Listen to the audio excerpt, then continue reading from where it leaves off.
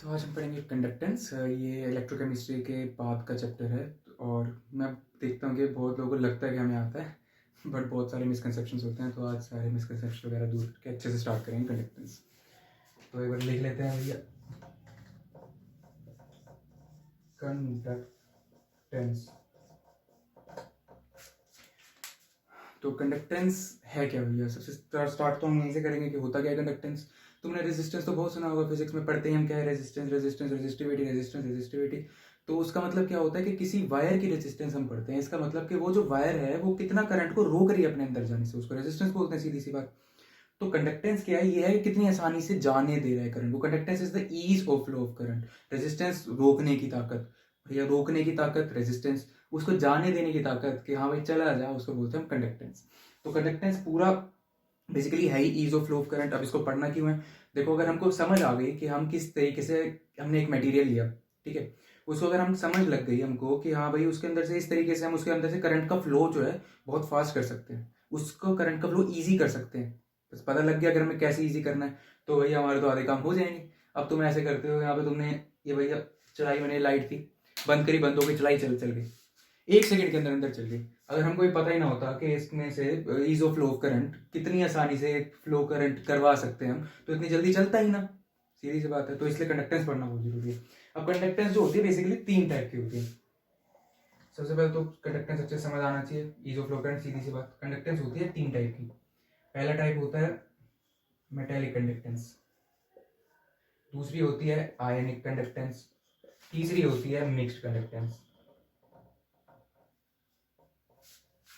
अब ये क्या है मेटेलिक कंडक्टेंस? देखो भाई, अब तुमने पढ़ी रखी होगी, अगर 12th के बच्चे हैं यहाँ पे तो उन्होंने बिल्कुल पढ़ रखी होगी। 12th में आता है वो कितना रेजिस्टेंस आती है, मेटेलिक रेजिस्टेंस आती है, टेम्परेचर के साथ कैसे रेजिस्टेंस है, बहुत कुछ आता है उसमें, वो तुमने पढ़ी रखा होगा। तो इसको हम थोड़ा सा ब्रीफ में यहाँ पे समझेंगे, अच्छे से समझेंगे। मेटेलिक कंडक्टेंस क्या है भैया? जब कंडक्टेंस किसी इलेक्ट्रॉन की वजह से हो रही हो। कंडक्टेंस मतलब करंट जो फ्लो हो रहा है वो इलेक्ट्रॉन की वजह से हो रहा है। सर करंट तो हमेशा इलेक्ट्रॉन की वजह से, ना ना ना, करंट हमेशा चार्ज की वजह से फ्लो होता है, समझ रहे हो? तो अगर चार्ज वो इलेक्ट्रॉन है तो मेटेलिक है, तो वो मेटेलिक कंडक्टेंस दे रही है। तो मतलब करंट ड्यू टू इलेक्ट्रॉन, वो क्या मेटेलिक कंडक्टेंस। आयनिक क्या है? Current due to ions.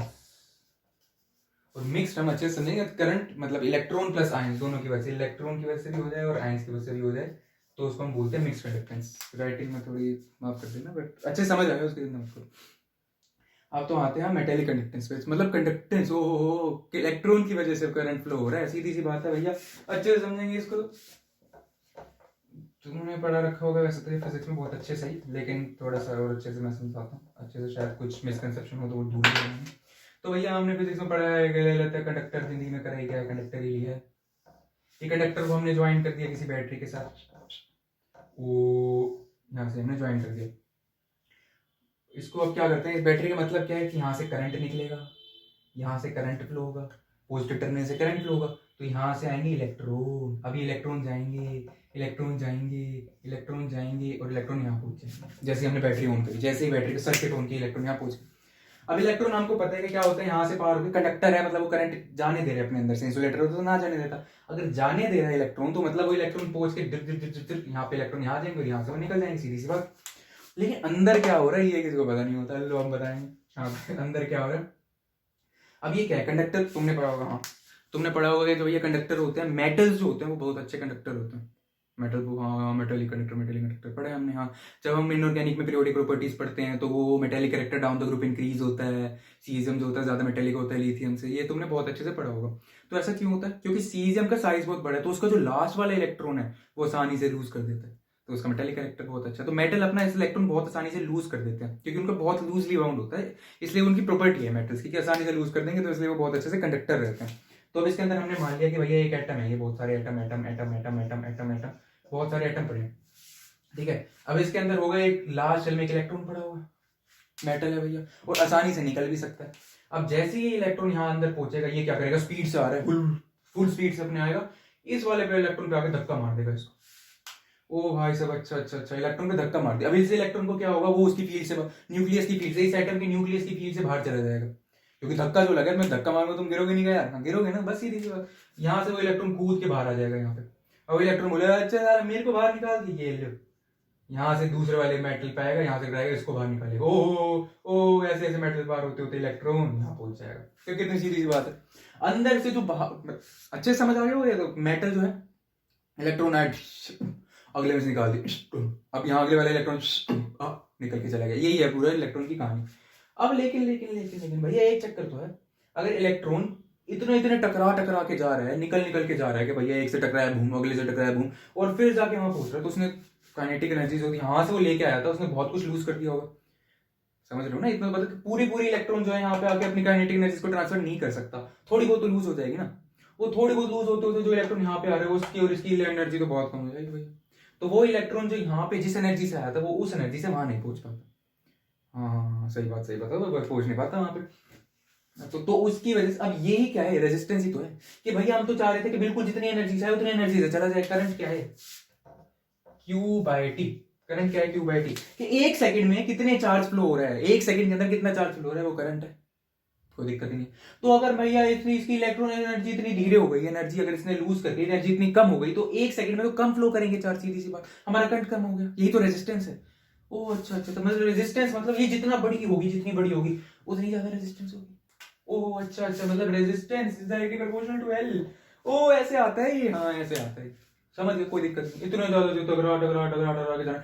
हाँ एक चीज है, ये मेटल तुमको लग रहा होगा ये मेटल आयन बन गया होगा अंदर, है ना, कि इसने इलेक्ट्रॉन बाहर निकाल, मेटल ना मेटल अपनी आइडेंटिटी लूज नहीं करता, क्योंकि इलेक्ट्रॉन दूसरा आया तब वो बाहर निकल के गया, तो ये भी मेटल रह गया, ये इलेक्ट्रॉन फिर अकेला रह गया यहाँ पे, फिर इस मेटल को बना दिया, मेटल आयन बनने से पहले इलेक्ट्रॉन आ गया, उसने उसको निकाल दिया बाहर। तो मेटल अपनी आइडेंटिटी लूज नहीं करता, इसके अंदर मेटल आयन नहीं बनते, मेटल ही रहता है। वो इलेक्ट्रॉन एक बार आया एक बार निकल के चला गया, कोई दिक्कत नहीं। ये इलेक्ट्रॉन फ्लो हो गया, हमको पता लग गया कि भैया जितनी बड़ी लेंथ होगी उतनी ज्यादा दिक्कत है, तो रेजिस्टेंस उतनी ज्यादा है, सीधी सी बात। अच्छा हमने ये भी पढ़ा है कि आर जो होता है वो इनवर्सली प्रोपोर्शनल होता है एरिया के। हवाबाजी में थोड़ा बोल देंगे भैया कुछ होता होगा, हाँ समझ आ देते हैं। हमने ये तो बहुत अच्छे से समझ लिया कि आर जो होता है डायरेक्टली प्रोपोर्शनल होता है लेंथ के, क्योंकि इतनी ज्यादा एनर्जी लूज हो अपने बस की नहीं है, इतनी ज्यादा एनर्जी लूज करना अपने को बढ़िया चाहिए। तो इसका मतलब अब हम समझते हैं सरफेस एरिया में कैसे डिपेंड करता है भैया एरिया का क्या सीन है। अब मैंने क्या सोचा भैया, जो ये इलेक्ट्रॉन है ये इसको रेजिस्टेंस क्यों आ रही है, जो करंट फ्लो हो रहा है इसमें रेजिस्टेंस आ क्यों रही है, क्योंकि वो बहुत ज्यादा मेटल एटम से टकरा रहा था, टकरा के एनर्जी लूज कर रहा था, तो उसका Q/T था वो डिक्रीज हो रहा था, मतलब एक सेकंड में जितना चार्ज फ्लो होना चाहिए था, जितने ज्यादा चार्ज फ्लो होना चाहिए वो हो नहीं रहा था, क्योंकि एनर्जी कम है उनकी, जितनी अंदर स्पीड से जितनी कम हो गई, तो इसलिए सीधी सी बात। तो मैंने सोचा अच्छा, अगर मेरे को रेजिस्टेंस कम करनी है, मतलब मेरे को कंडक्टेंस बढ़ानी है, मतलब मेरे को ईज ऑफ करंट बढ़ाना है कि आसानी से फ्लो हो जाए, भैया यही तो चाहिए हमको, यही चाहिए हमको। तो हम क्या सोचा कि भैया जितने कम मेटल एटम से टकराएगा, हाँ उतना ही उसका ज्यादा करंट होगा, उतना ही उसकी ज्यादा आसानी से करंट फ्लो हो जाएगा, क्योंकि Q/T बहुत ज्यादा बढ़ जाएगा, क्योंकि काइनेटिक एनर्जी बहुत कम लूज होगी। हाँ सही बात है। तो अगर मैं इस लेंथ कम कर दूं, हाँ लेंथ तो कम कर दोगे, हाँ सही बात है, लेंथ कम कर दो, या तो अगर मेरे को लेंथ कम नहीं करनी, मेरे को बिना लेंथ कम करे ये अपना रेजिस्टेंस मेरे को घटानी है, बिना लेंथ कम करे, तो कैसे होगा सर? बस ये ध्यान रखना कि मेटल एटम जो है ना, मेटल एटम वो कम से टकराए, जो इलेक्ट्रॉन है वो कम मेटल एटम से टकराए, अपना वही बेसिक याद रखना है रूल। तो मैंने क्या किया भैया, पहले ये जो कंडक्टर था ये ऐसे ले रखा था, अब मैंने इसको ना यू की बजाय यूं कर दिया, इसको यूं कर, ओके ये ऐसे ले लिया, और अब इसको मैंने ज्वाइन कर दिया। भाई कंडक्टर तो है, कैसे भी हो रहा है, तो बैटरी तो अपना वो तो करेगा ही, कंडक्ट तो करेगा इलेक्ट्रिसिटी, कोई दिक्कत नहीं। इतनी सुंदर डायग्राम मेरा वो कोई नहीं, सह लेंगे थोड़ा। अब आते हैं भैया यहाँ से electron electron electron electron electron, अब इलेक्ट्रॉन यहाँ पूछो। अब जो मेटल एटम है वो ऐसे है, यहाँ पे मेटल एटम है, यहाँ पे मेटल एटम है, यहाँ पे मेटल एटम है, यहाँ पे मेटल एटम है। ओके कुछ समझ आ रहा है, समझ आ रहा है। अब इलेक्ट्रॉन यहाँ पे आया, वो इस मेटल एटम से टकराएगा, इतनी देर में पीछे से एक और इलेक्ट्रॉन आ जाएगा, वो भाई साहब उछल के इसके पास चला जाएगा। ओके, इतनी देर में पीछे से एक और इलेक्ट्रॉन आ जाएगा, वो चल के इसके पास चला जाएगा, इतनी देर में पीछे से एक और इलेक्ट्रॉन आ जाएगा, वो चल के इसके पास चला जाएगा, इतनी देर में इधर जाएगा, यहाँ चला जाएगा। तो मतलब एक ही साथ पहले क्या हो रहा था, इस केस में क्या हो रहा था कि एक इलेक्ट्रॉन आ रहा था, वो एक मेटल से टकरा रहा था, फिर दूसरा आके दूसरा उससे टकरा रहा था, इसमें एक ही साथ 10 इलेक्ट्रॉन 10 मेटल एटम से टकरा रहा। ओ माय गॉड, ओ भाई साहब हो गया काम अपना। अब एक इलेक्ट्रॉन सिर्फ एक से ही टकरा के पार बोल देगा यहाँ से, कितनी कम एनर्जी लूज करी, हाँ कितना बहुत तगड़ी एनर्जी लूज करी, तो बहुत तगड़ी तरीका बता दिया मैंने भैया, एनर्जी कितनी कम लूज करी। अब मतलब इसको ऐसे समझने का अच्छे तरीका ये, एक तुम्हारे इतनी सी जगह में से इस उंगली को पार होना है, तो भैया पहले क्या होगा, पहले ये पार्ट आएगा, ये पार्ट आएगा, ओ बड़े धीरे धीरे जाएगी। अब मैंने इसी पार्ट को बढ़ा दिया, अब मैंने इतनी बड़ी कर दी, अब मैं एक बार पूरी ऐसी उंगली ले जाऊंगा, ये लो, ऐसी को ले जाऊंगा तो ऐसे ले जाऊंगा, ये लो। हाँ, तो बस वही बात है। अब इलेक्ट्रॉन यहाँ पे एक मेटल एटम से, पहले तो उसको 10 मेटल एटम से टकराना पड़ रहा था, अब सिर्फ एक ही एटम से टकरा रहा है, और एक साथ कितने सारे टकरा रहे हैं, तो भैया क्यू बाई टी कितना ज्यादा हो गया, तो मतलब करंट कितना ज्यादा हो गया, इलेक्ट्रॉन यहाँ से पार बोल देगा। ओ मैंने किया क्या बेसिकली, मैंने सरफेस एरिया बढ़ा दिया, जितने मतलब मैंने सरफेस एरिया बढ़ा दिया, इलेक्ट्रॉन जहाँ टकरा रहा था वो वाला सरफेस एरिया बढ़ा दिया, ताकि एक बारी में ज्यादा इलेक्ट्रॉन ज्यादा मेटल एटम आयन से, ज्यादा मेटल एटम से टकरा सके, सॉरी आई मीन ज्यादा मेटल एटम से टकरा सके वो इलेक्ट्रॉन। हाँ, तो इससे मतलब क्या हुआ, अब रेजिस्टेंस कम होगा इससे, तो हम बोल सकते हैं resistance is inversely proportional to area.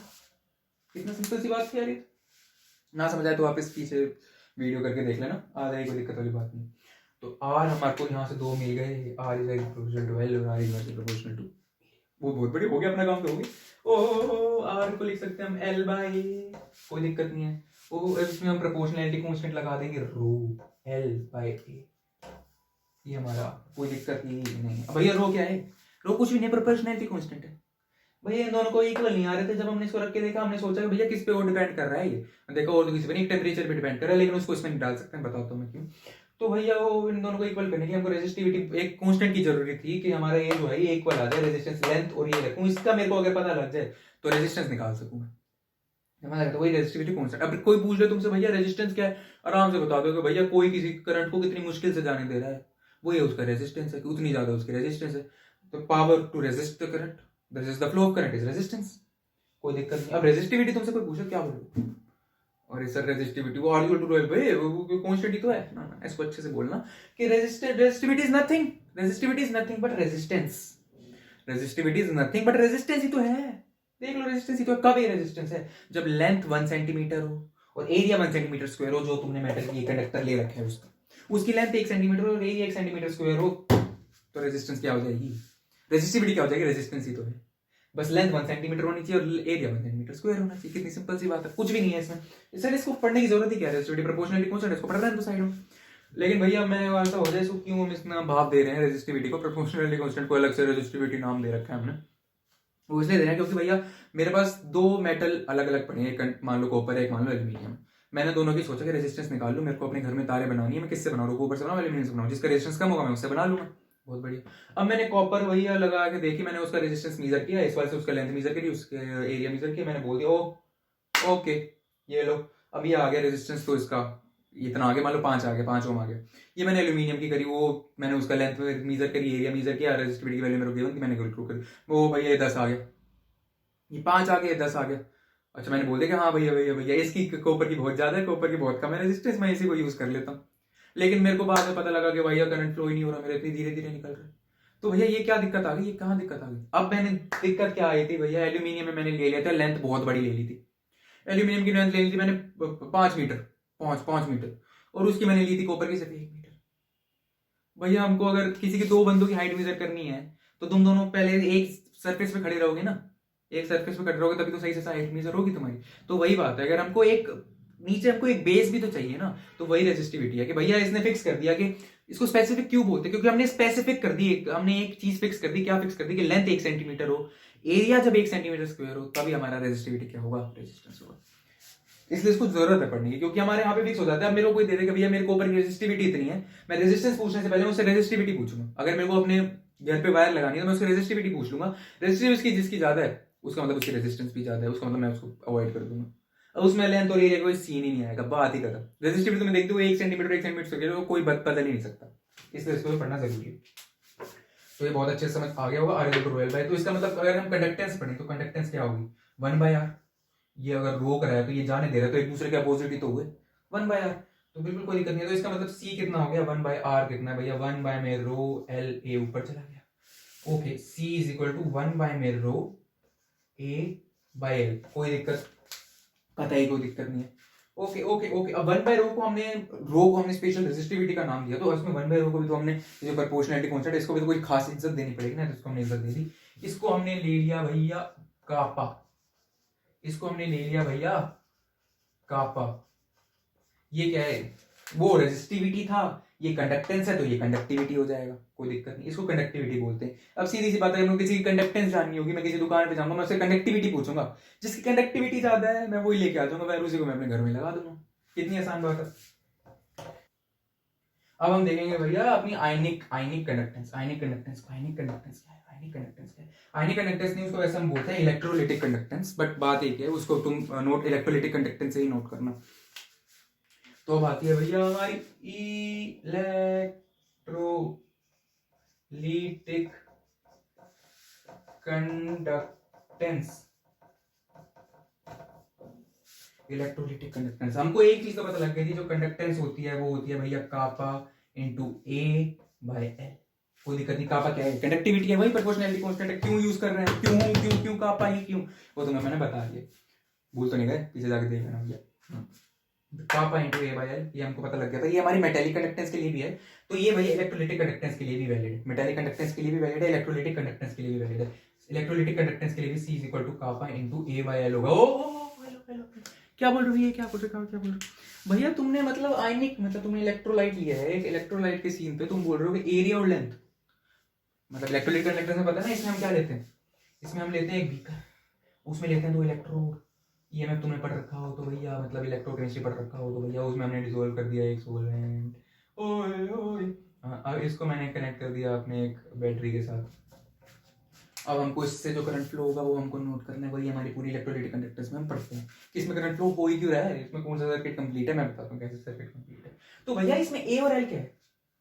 अरे हेलो, इसमें ए और एल क्या है? क्या बात कर रहे हो? क्या वो तो कंडक्टर, वो तो हमने, चलो ठीक है मेटल था, तुम्हारी बात मान ली। अब इसमें बताओ, तो सबसे पहले एक बार इलेक्ट्रोलाइटिक कंडक्टेंस पढ़ लेते हैं, अच्छे से होता है। तो भैया ये है हमारा कैथोड, सॉरी ये हमारे 2 हैं इलेक्ट्रोड, एक कैथोड होगा एक एनोड होगा, पता लग जाए कौन सा। यहाँ पे हमने ले लिया NaCl, Na positive Cl negative का पूरा हमने सॉल्यूशन ले रखा है। बहुत सारे Na पॉजिटिव के आए हैं, बहुत सारे Cl नेगेटिव के आए हैं। हमने क्या किया भैया, इसमें से करंट पास करना स्टार्ट कर दिया, यहाँ से इलेक्ट्रॉन फ्लो होना स्टार्ट हो गया, यहाँ से करंट फ्लो होना स्टार्ट हो गया, इलेक्ट्रॉन इधर हवा बाजी, इलेक्ट्रॉन पूरे यहाँ पहुंचे, करंट पूरा यहाँ पहुंचा। अब क्या हुआ, जैसे इलेक्ट्रॉन यहाँ पहुंचे वो इलेक्ट्रॉन यहाँ पे इकट्ठे होने लग गए, यहाँ पे नेगेटिव चार्ज क्रिएट होने लग गया। सीधी सी बात है, क्यों नहीं होगा? और इसके रिस्पेक्ट में वहां पे करंट जाए, इसका मतलब थोड़ा ना वो प्रोटॉन चले गए, इसके रिस्पेक्ट में वहां पे कम, मतलब यहाँ पे ज्यादा नेगेटिव था, वहां पे उसके रिस्पेक्ट में पॉजिटिव हो गया, उसके रिस्पेक्ट में पॉजिटिव हो गया। ये मत समझ लेना कि यहाँ इलेक्ट्रॉन जा रहा है तो वहां प्रोटॉन जा रहा है नहीं, यहाँ पे इलेक्ट्रॉन पहुंचे, यहाँ पे नेगेटिव, उसके रिस्पेक्ट में पॉजिटिव हो गया। इलेक्ट्रोकेमिस्ट्री में बहुत अच्छे से पढ़ा देंगे। हाँ, तो अब इलेक्ट्रॉन यहाँ पहुंचे तो उसने देखा Na पॉजिटिव, Na पॉजिटिव ने इसने अट्रैक्ट करना शुरू कर दिया। चलो यहाँ पे इसने पॉजिटिव चार्ज देखा, Cl नेगेटिव, और चलो इसने अट्रैक्ट करना शुरू कर दिया भैया, Na इधर जाने लग गया, Cl इधर जाने लग गया, कुछ Na यहाँ प्रेजेंट होंगे, कुछ Cl यहाँ प्रेजेंट, ये इधर जाने लग जाएंगे, ये इधर जाने लग जाएंगे। क्या हुआ? मतलब आयंस फ्लो हुए, आयंस फ्लो हुए, मतलब चार्ज फ्लो हुआ, मतलब charge per unit time flow, current आ गया। कितनी सीधी बात है, करंट आ गया, यहाँ से इलेक्ट्रॉन गुर रहा है, तो सर्किट पूरा हो गया ना। यहाँ पे अपना पॉजिटिव चार्ज है, यहाँ से ये नेगेटिव चार्ज पहुंच गया, यहाँ पहुंच गया, यहाँ पे पूरा चार्ज का फ्लो हो गया, आ गया करंट, यहाँ पे करंट फ्लो होने लग गया। हाँ बिल्कुल, कोई दिक्कत नहीं, इलेक्ट्रोलाइट करने से समझ आ गई कि कैसे करंट फ्लो होता है। इधर ये जाने लग जाता है, यहाँ पे क्या होता है, यहाँ पे बहुत सारे Na के मॉलिक्यूल इकट्ठे हो जाते हैं सॉलिड में, और यहाँ पे जो होती है Cl2 गैस रिलीज हो जाती है। कितनी सुंदर लिखी मैंने, Cl2 गैस हो जाती है यहाँ पे रिलीज। यहाँ पे आ जाता है, वो बात की बात है, वो फेराडे लॉ तुम पढ़ते हो कि कितना इकट्ठा होगा, Cl2 कितनी ही निकल जाएगी, वो फेराडे लॉ में आता है पूरा, वो EMF अपना इलेक्ट्रोकेमिस्ट्री का सीन है। हाँ तो भैया अब ये तो बताओ मेरे को, यहाँ कापा तो तुमने बता दी, ए और एल क्या है? ए और एल तो मेरे को पता, हाँ बिल्कुल बताते हैं। एल क्या है? इन दोनों कंडक्टर, सॉरी इन दोनों इलेक्ट्रोड के बीच की लेंथ, चलो एक अच्छे से बना देता हूँ मैं, रुको।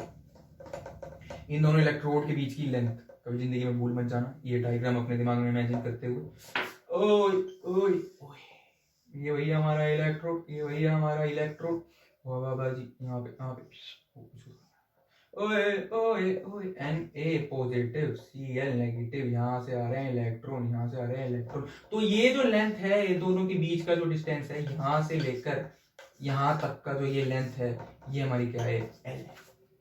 इलेक्ट्रोड के बीच की जो लेंथ है वो हमारी क्या है? एरिया क्या है सर? एरिया है भैया लेंथ इनटू ये इसकी हाइट ऑफ, समझ गए ना? तो तुम समझ लो सर ये कैसे एरिया ले रहे, तो मैं बता दूं कि भैया लेंथ क्या है 1D, एक लाइन क्या है उसकी लेंथ, ये 1D 1 डायमेंशनल, जैसे ही उसको हम ले जाएंगे वो दूसरा डायमेंशन ऐड कर दी वो एरिया बन जाता है, जैसे ही हमने उसकी तीसरी डायमेंशन ऐड कर दी वो क्या बन जाता है वॉल्यूम, वॉल्यूम उसको आ जाता है। हर डायमेंशन अपनी प्रायर डायमेंशन से बनती है।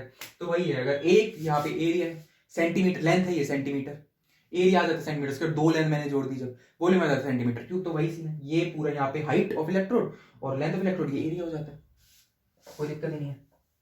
ठीक है, तो मतलब बना क्या, kappa is equal to A by L बन गया। यहाँ पे एरिया क्या है, एरिया क्या है, length between two electrodes into into into multiply height of electrode.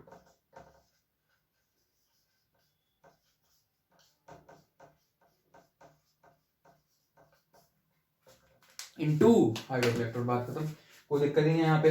ये समझ आ गया, ये समझ आ गया, लेंथ समझ आ गई, कंडक्टेंस समझ आ गया, कंडक्टेंस हमको बहुत अच्छे से समझ आ गई अब कि यहाँ पे कितनी आसानी। अब यहाँ इसमें कंडक्टेंस का मतलब क्या, कंडक्टेंस का मतलब क्या है, इस चीज में कंडक्टेंस का, इस चीज में ईज ऑफ फ्लो करंट मतलब क्या है कि भैया जितनी स्पीड से यहाँ से यहाँ पहुंच जाएगा एंड पॉजिटिव, यहाँ जितनी स्पीड से चला जाएगा उतनी ज्यादा हमारी हो जाएगी करंट, उतना ही ज्यादा कंडक्टेंस, उतनी ज्यादा ईज ऑफ फ्लो करंट। तो अगर हम देख लें, हमको पता लग जाए कि ये कंडक्टेंस है क्या, अगर हम अच्छे से उसको पढ़ लें, हम समझ लें, तो हम तो ये भी समझ जाएंगे कंडक्टेंस बढ़ानी कैसे, सीधी सी बात पढ़ेंगे बिल्कुल। कितना तुम जिंदगी के सार सीख रहे हो यहीं से, यहाँ से भैया एन पॉजिटिव कितनी स्पीड से, अगर जितनी स्पीड से अगर उसकी स्पीड बढ़ा सके, हम कोई ऐसा आयन ले सके जिसकी स्पीड ज्यादा, तो भैया हमारी कंडक्टेंस बढ़ जाएगी, समझे। और भी बहुत चीज पे डिपेंड करती है कंडक्टेंस, वो आगे पढ़ेंगे, अभी ये तो फिलहाल बेसिक इंट्रोडक्शन की बात थी। यहाँ से equal to kappa into A by L हो गया।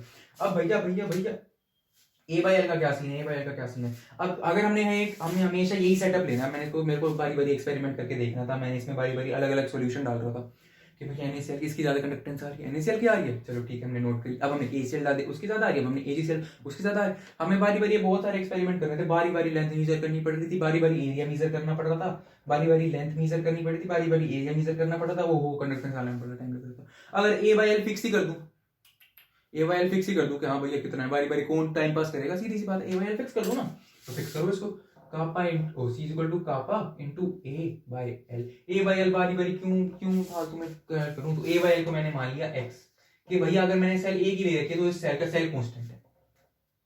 भैया क्यों पढ़ते बता दिया ये क्या है, एक्स क्या है, सेल कांस्टेंट,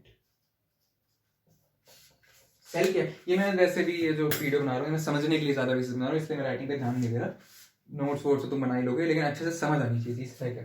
तो भैया एक्स क्या, सेल कांस्टेंट, ओके, हर चीज भैया बारी बारी अगर मैं एक ही सेल ले रहा हूँ सेल कांस्टेंट फिक्स है उसका, तो अब मेरे लिए कंडक्टेंस निकालना कितना आसान हो गया, कापा इनटू एक्स, बात खत्म, मेरी कंडक्टेंस आ गई, सीधी सी बात, ओके। अब कोई दिक्कत नहीं, सब कुछ हो गया यहाँ पे। अब मेरे ख्याल से हाँ कुछ नहीं बचा, ये बता दी हाँ, एक बारी वो कर लेते हैं मेटेलिक कंडक्टेंस, वो पूरा फिजिक्स में तुम अच्छे से पढ़ते हो, और ये इलेक्ट्रोलाइट कंडक्टेंस हमारा पार्ट है, केमिस्ट्री का पार्ट है, और मैं इसमें दोनों में डिफरेंशिएट करके बता देता हूँ दोनों में फर्क क्या है, मतलब एक बार फर्क तो तुम्हें पता लगी है अच्छे से टेबल बना के। ये हमारा भैया मेटेलिक कंडक्टेंस, ये है भैया हमारा, ओ माय गॉड क्या था, इलेक्ट्रोलाइटिक कंडक्टेंस।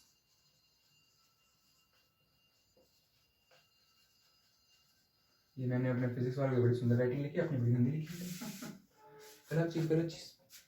मेटेलिक कंडक्टेंस में क्या था, C is equal to kappa A by L, या फिर R is equal to rho L by A follow हो रहा था, इसको हम ओम्स तो वैसे तो V is equal to R ही होता है, बट एक ही बात है क्योंकि उसमें भी R जो होता है वो कापा ए बाई एल बाई ऐसा था, तो इसको हम बोल देते हैं कि ओम्स लॉ फॉलो करता है। बेसिकली मेटेलिक कंडक्टेंस क्या होता है, ओम्स लॉ फॉलो करता है। इलेक्ट्रोलाइटिक कंडक्टेंस क्या होता है, वो भी ओम्स लॉ फॉलो करता है, मतलब वो भी कापा ए बाई एल और R is equal to kappa, oh sorry R is equal to rho L by, ये दोनों होता है। अभी हम कुछ समझ नहीं क्योंकि हम कंडक्टेंस पढ़ रहे हैं, अच्छे से राइटिंग में लिखेंगे, इसकी मैं सुंदर लिख के जा रहा हूँ, गंदी लिख के जा रहा हूँ। तो conductance is equal to kappa A by L, सही है, ये यहाँ पे फॉलो हो रहा है, कोई दिक्कत नहीं है, ये यहाँ पे फॉलो हो रहा है। अब मैं एक चीज तुमको मैं बता दूं एक बहुत इंपॉर्टेंट चीज बता दूं जो दिमाग में तुम्हारे बाद में दिक्कत करेगी, बाद में डाउट आ सकता है।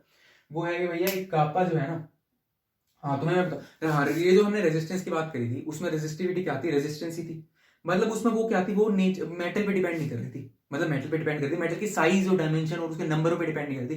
कितना बड़ा एटम दे दो मैंने इतना बड़ा, मेरे को कोई कॉपर का मेरे को मेटल दे दिया, इतना बड़ा कॉपर का मेटल दे दिया, मेरे को उसकी रेजिस्टिविटी निकालने के लिए मैं तो लेंथ तो बन ही लूंगा, एरिया भी बन ही लूंगा, फिर चाहे मेरे को कितना बड़ा हो, मेरे को तो उसी पार्ट से मतलब है, चाहे मेरे को कितना ही बड़ा दे दो, कितना ही बड़ा कंडक्टर दे दो, उसमें मेरे को सिर्फ और सिर्फ इतने पार्ट से मतलब है, इसकी मेरे को निकालनी है, वही रेजिस्टिविटी है। मेरे को मतलब ही नहीं कितना बड़ा होगा, हर चीज का चाहे इतना बड़ा दे दो, उस एक पार्ट की तो हमेशा ये सेम ही रहेगी, ये तो हमेशा दो सेम ही रहेंगे, सीधी सी बात, सीधी सी बात। तो भैया वो ना मेटल पे डिपेंड, मेटल के डायमेंशंस पे डिपेंड नहीं करती थी, वो नेचर पे डिपेंड करती है, कौन सा मेटल कैसा है, किस नेचर का मेटल है, किस नेचर है, नेचर क्या है उसका। जैसे कई होते हैं कि भैया इतनी से में कॉपर ले लिया हमने, मान लिया सिर्फ हाइपोथेटिकल, ये नहीं कि कॉपर हमेशा ही गंदा होता है पूरा, तो कॉपर ले लिया हमने, और कॉपर हमने भैया बहुत सारे इतने से हमने एरिया उठाया, उसमें देखा मैंने बहुत सारे कॉपर के आयंस, बहुत सारे कॉपर के आयंस, मेरी रेजिस्टिविटी डिफरेंट हो जाएगी। अब मैंने एल्यूमिनियम लिया, उसमें मैंने देखा कि इतने से में बहुत कम एल्यूमिनियम के, अब मेरी रेजिस्टिविटी डिफरेंट हो जाएगी। तो वो नेचर पे डिपेंड कर रही है, मेटल के नेचर पे डिपेंड कर रही है, रेजिस्टिविटी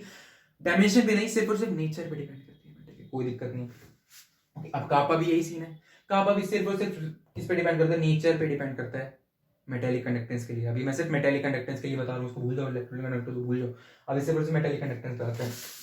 मेटेलिक कंडक्टेंस के सीन में क्या हो रहा है, ये जो कापा है भाई, ओ सॉरी, रेजिस्टिविटी और कापा सिर्फ और सिर्फ नेचर पे डिपेंड कर रही है, और ये इंटेंसिव प्रॉपर्टी है, बहुत पढ़ा होगा एक्सटेंसिव, इंटेंसिव बारी बारी भूल जाते होगे, हाँ कि एक्सटेंसिव कौन सी होती है जो चेंज होती है, इंटेंसिव होती है। तो एक्सटेंसिव वो होती है जो मतलब चेंज हो जाती है नंबर के साथ, जिसको नंबर के साथ आसानी से चेंज किया जा सकता है। ओके, अगर नंबर चेंज होगा तो एक्सटेंसिव भी चेंज होगा, तुम्हारी एक्स वो चेंज हो जाती थी टाइम टाइम के साथ, तो ऐसे याद कर लेना।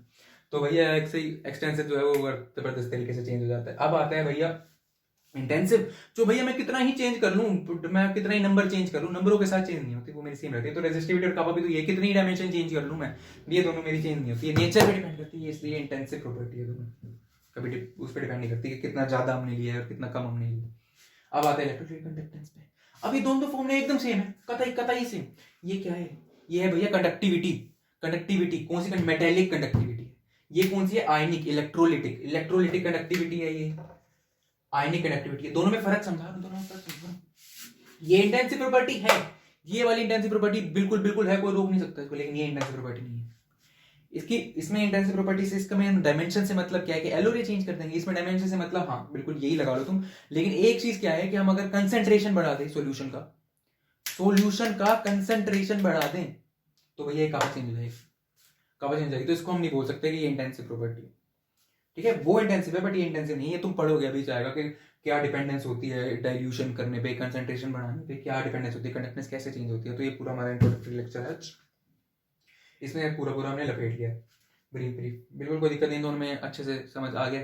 ये भैया फेराडेज लॉ फॉलो करता है, फेराडेज लॉ का यहाँ पे मतलब भी है क्योंकि हमको इकट्ठा करना, इसका फेराडेज लॉ से कोई मतलब ही नहीं है।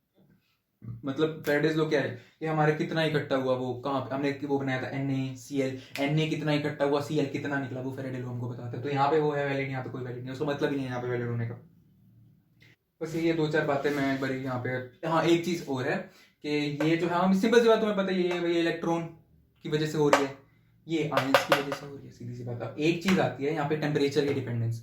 हमने भैया R = ρL/A लिया, इसमें हमने टेम्परेचर क्यों लिया, टेम्परेचर साथ रेजिस्टेंस चेंज नहीं करता, तो इसको इस फॉर्मूले में क्यों नहीं रखा, रखना चाहिए था ना, ना ना क्यों नहीं रख सकते भैया, ये तो यूनिवर्सल फॉर्मूला है, इसको कहीं ले जाके मर लो तुम, ये चीज लगाओगे तो हमेशा सही आएगी, ये चीज लगाओगे हमेशा सही आएगी। लेकिन लेकिन लेकिन अब भैया हमने मेटेलिक कंडक्टेंस मेजर करनी थी, हमने टेम्परेचर के साथ उसको यहाँ पे हमने T से मान लो डायरेक्टली प्रोपोर्शनल, हाँ डायरेक्टली होता है वैसे, रेजिस्टेंस जो होता है मेटेलिक कंडक्टर के लिए डायरेक्टली प्रोपोर्शनल होता है, और इलेक्ट्रोलाइटिक कंडक्टेंस के लिए भैया वो आ जाता है इनवर्सली प्रोपोर्शनल। टेम्परेचर बढ़ाते हैं रेजिस्टेंस कम होती जाती है, इसमें टेम्परेचर बढ़ाते हैं रेजिस्टेंस ज्यादा बढ़ती जाती है। ये क्या मतलब हुआ भैया, हाँ ये कोई मतलब तो नहीं है ऐसा क्यों। हाँ तो इसी वजह से ये जो इसके जो आता है absurd सा आता है ये कि भैया रेजिस्टेंस हमेशा अलग तरीके से टेम्परेचर पे डिपेंड करते हैं, हमेशा एक कांस्टेंट चीज नहीं है कि अगर हमने चीज बदल दी, जैसे कंडक्टर के लिए होता है भैया, हमने टेम्परेचर बढ़ाया तो रेजिस्टेंस कम हो गई, ओ सॉरी रेजिस्टेंस, हमने टेम्परेचर बढ़ाया तो रेजिस्टेंस बढ़ती जाती है। सेमी कंडक्टर के लिए हम टेम्परेचर बढ़ाते हैं तो रेजिस्टेंस कम होती जाती है उल्टा चलता है वहाँ पे, कंडक्टर के लिए भी अलग है, सेमी कंडक्टर, ये तुमने पढ़ा होगा वो टाउ बाय वो तुम देखो ना फिजिक्स में, वहाँ पे पढ़ाते हैं। और यहाँ पे क्या सीन है, यहाँ पे रेजिस्टेंस इनवर्सली है, मतलब कंडक्टेंस जो है वो डायरेक्टली है, यहाँ पे टेम्परेचर बढ़ेगा कंडक्टेंस बढ़ जाएगी, टेम्परेचर बढ़ेगा कंडक्टेंस घट जाएगी यहाँ पे। तो इसलिए हम उसको टेम्परेचर को अलग से मेजर करते हैं, अलग से पढ़ते हैं, इस फॉर्मूला में नहीं लेते उसको। ये जो दो फॉर्मूले हमारे, ये हमारे हमेशा यूनिवर्सल फॉर्मूले, कहीं जाकर मतलब उनको लगा लो हमेशा ठीक है।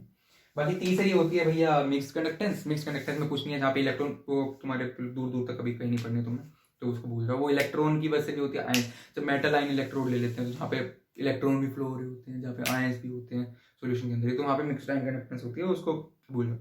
अभी आज के लिए मेरे ख्याल से इतना ही बहुत है। अब हम अगले वाले लेक्चर में मैं वो करूंगा कि कंडक्टेंस जो है हम पढ़ेंगे, कंडक्टिविटी अच्छे से समझेंगे है क्या भाई, ये डेप्थ में जाके एकदम समझ आएगी। ओ ये है कंडक्टिविटी। उससे फिर हम अगले में पढ़ेंगे कि भैया भैया भैया मोलर कंडक्टिविटी क्या है, इक्विवेलेंस कंडक्टिविटी क्या है। भैया तुम बताओगे मेरे को, इतनी आसान है वो, तुम खुद से डिराइव करके दिखा दोगे मेरे को मेरे को पता है। अब भैया उसके बाद आती है मेटालिक इलेक्ट्रो, उसके हम पढ़ेंगे कंडक्टेंस चेंज कैसे होती है, कंडक्टेंस किस चीज़ पे डिपेंड करती है। बेसिकली दो ही चीज़ पे बताऊंगा कि नंबर ऑफ आइंस और speed of ions, mobility of ions पे डिपेंड करती है, नंबर कितने हैं उस पर डिपेंड करती है। फिर हम उसके पार्ट पढ़ेंगे अच्छे से, वो अच्छे से पढ़ के उसके बाद हम क्या पढ़ेंगे भैया कि कंडक्टेंस चेंज कैसे होती है। ये पढ़ लिया कंडक्टोमेट्रिक, हमको ग्राफ्स पढ़ने हैं, ग्राफ बहुत तगड़े, ओह स्वाद ही आ जाएगा। उसके बाद वो सबसे तगड़ा ग्रोथस मैकेनिज्म, ओहो उसके बाद अपना एसिमेट्रिक इफेक्ट, इलेक्ट्रोफोरेटिक इफेक्ट, स्वाद आ जाएंगे। बहुत ही अच्छी अच्छी चीज़ें, इंटरेस्ट 200% बनेगा, कोई रोक नहीं सकता। तो फिलहाल अभी आज के लिए इतना ही बहुत है। Thank you.